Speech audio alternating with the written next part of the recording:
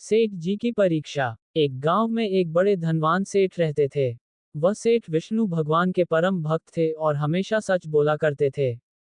एक बार जब भगवान सेठ जी की प्रशंसा कर रहे थे तभी माँ लक्ष्मी ने कहा, स्वामी, आप इस सेठ की इतनी प्रशंसा किया करते हैं, क्यों ना आज उसकी परीक्षा ली जाए और जाना जाए कि क्या वह सचमुच इसके लायक है या नहीं। उद्धरण चिन्ह। भगवान बोले, ठीक है। अभी सेठ गहरी निद्रा में है, आप उसके स्वप्न में जाएं और उसकी परीक्षा ले लें। उद्धरण चिन्ह।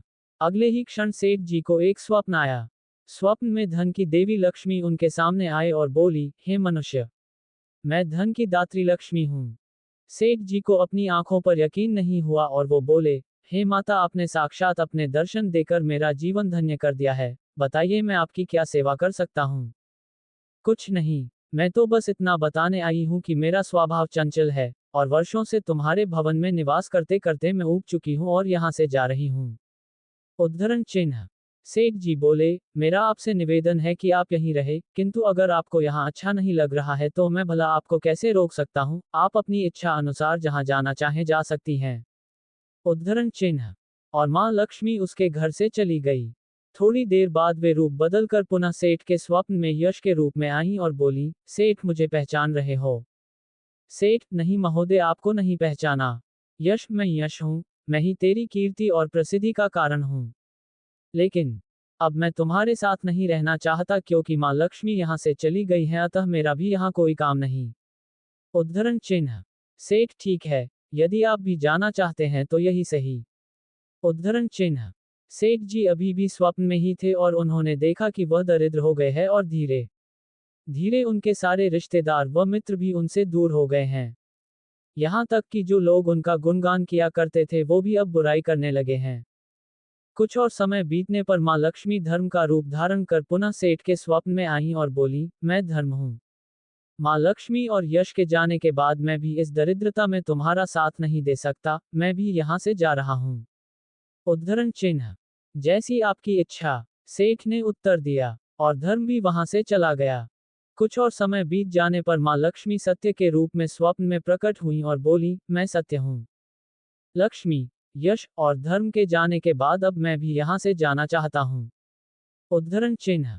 ऐसा सुन सेठ जी ने तुरंत सत्य के पांव पकड़ लिए और बोले, हे महाराज, मैं आपको नहीं जाने दूंगा। भले ही सब मेरा साथ छोड़ दें, मुझे त्याग दें, पर कृपया आप ऐसा मत करिए। सत्य के बिना मैं एक क्षण नहीं रह सकता। यदि आप चले जाएंगे तो मैं तत्काल ही अपने प्राण त्याग दूंगा। उद्धरण चिन्ह। लेकिन तुमने बाकी तीनों को बड़ी आसानी से जाने दिया, उन्हें क्यों नहीं रोका? सत्य ने प्रश्न किया। सेठ जी बोले, मेरे लिए वे तीनों भी बहुत महत्व रखते हैं, लेकिन उन तीनों के बिना भी मैं भगवान के नाम का जाप करते करते उद्देश्यपूर्ण जीवन जी सकता हूँ। परंतु यदि आप चले गए तो मेरे जीवन में झूठ प्रवेश कर जाएगा और मेरी वाणी अशुद्ध हो जाएगी। भला ऐसी वाणी से मैं अपने भगवान की वंदना कैसे कर सकूंगा? मैं तो किसी भी कीमत पर आपके बिना नहीं रह सकता। सेठ जी का उत्तर सुन सत्य प्रसन्न हो गया और उसने कहा, तुम्हारी अटूट भक्ति ने मुझे यहाँ रुकने पर विवश कर दिया और अब मैं यहाँ से कभी नहीं जाऊंगा। और ऐसा कहते हुए सत्य अंतर्ध्यान हो गया। सेठ जी अभी भी निद्रा में थे। थोड़ी देर बाद स्वप्न में धर्म वापस आया और बोला, मैं अब तुम्हारे पास ही रहूंगा क्योंकि यहाँ सत्य का निवास है। सेठ जी ने प्रसन्नतापूर्वक धर्म का स्वागत किया। उसके तुरंत बाद यश भी लौट आया और बोला, जहाँ सत्य और धर्म है वहाँ यश स्वतः ही आ जाता है, इसलिए अब मैं भी तुम्हारे साथ ही रहूंगा। सेठ जी ने यश की भी आवभगत की और अंत में माँ लक्ष्मी आई। उन्हें देखते ही सेठ जी नतमस्तक होकर बोले, हे देवी, क्या आप भी पुनः मुझ पर कृपा करेंगी? अवश्य, जहाँ सत्य, धर्म और यश हो वहाँ मेरा वास निश्चित है। माँ लक्ष्मी ने उत्तर दिया। ये सुनते ही सेठ जी की नींद खुल गई। उन्हें ये सब स्वप्न लगा, पर वास्तविकता में वह एक कड़ी परीक्षा से उत्तीर्ण होकर निकले थे। मित्रों, हमें भी हमेशा याद रखना चाहिए कि जहाँ सत्य का निवास होता है वहाँ यश, धर्म और लक्ष्मी का निवास स्वतः ही हो जाता है। सत्य है तो सिद्धि, प्रसिद्धि और समृद्धि है। सत्य है तो सब कुछ है, सत्य के बिना कुछ भी नहीं। धन्यवाद।